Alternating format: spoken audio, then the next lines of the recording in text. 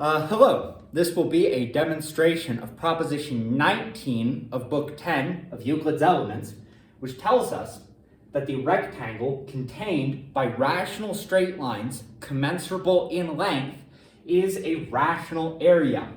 We're given two rational straight lines, AB and BC. Not only are they both rational, they are commensurable in length.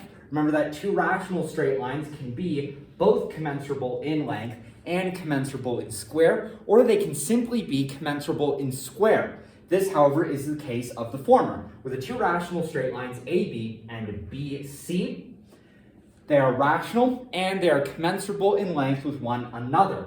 And what we will prove is that the rectangle contained by them, that is, the rectangle AC, if we were to complete the rectangle like so, that this rectangle contained by the two rational straight lines AB and BC, commensurable in length, that this rectangle AC is a rational area.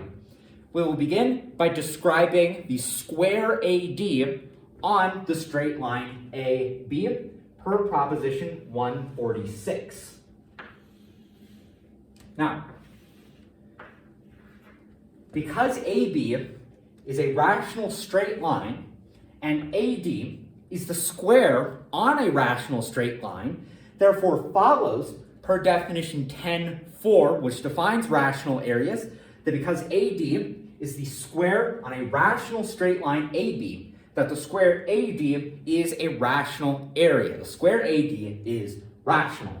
Now, AB is commensurable with BC. We were given this. Furthermore, AB is equal to BD because BD is another side of the square on AB. So by definition of what a square is, definition 122, AB is equal to BD, which means that because AB is commensurable with BC, we were given this, BD is also commensurable with BC. But BD is to BC just as the square AD is to the rectangle AC. BD being the base of the square AD, BC being the base of the rectangle AC, and they are under the same height. They are contained by the same parallels, which means we know from proposition 6.1 that BD is to BC just as the square AD is to the rectangle AC. So that because BD is commensurable with BC, we know from proposition 10.11 that because BD is to BC as the square AD is to the rectangle AC, and BD is commensurable with BC, that the square AD is commensurable with the rectangle AC. But any area commensurable with a rational area is itself also rational. This is again definition 10.4. So that because the rectangle AC is commensurable with the rational area AD, remember we proved that it was rational in step 2, because the rectangle AC is commensurable with the rational area AD, the rectangle AC is therefore rational, which is what we set out to prove. So we're done with the proposition, therefore, etc. QED. Before ending the video, just a quick note on notation. When I designate a rational straight line or a rational area, I will designate that by the letter rho, followed by whatever is the rational straight line or the rational area. You can see that I've done that here. We have the rational straight line AB. So AB preceded by a rho. That's what that is.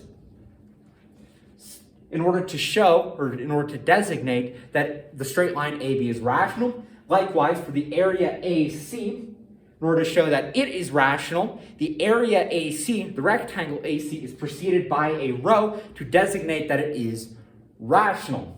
On the other hand, when a given straight line or area is irrational, I would denote that by an I followed by the same rho. This will mean irrational, so that whatever follows this I rho is irrational.